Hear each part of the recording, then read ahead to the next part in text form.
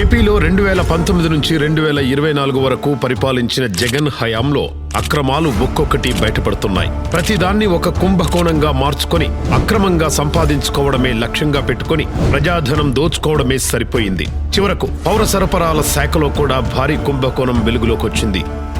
అధికారుల తనిఖీల్లో కాంట్రాక్టర్ల చేతివాటం బయటపడింది. పంచదార, పామాయిల్, కందిపప్పు సరఫరాలో భారీ అవినీతి జరిగిందని తేలింది. పేదలకు రేషన్ కార్డుపై నెల నెలా వచ్చే సరుకులపైనే ఆధారపడి బతికే పరిస్థితి.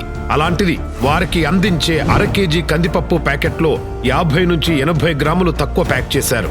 అలాగే కేజీ పంచదారలో 100 గ్రాములు తక్కువ, లీటర్ పామాయిల్లో 100 మిల్లీలీటర్ల తక్కువ ప్యాకింగ్ చేశారు. ఇది కొడాలి నాని పౌర సరఫరాల శాఖల మంత్రిగా ఉన్నప్పుడే మొదలై గత ప్రభుత్వంలో 5 ఏళ్లు ఇలాగే ప్రజల సొమ్ము తినేశారు.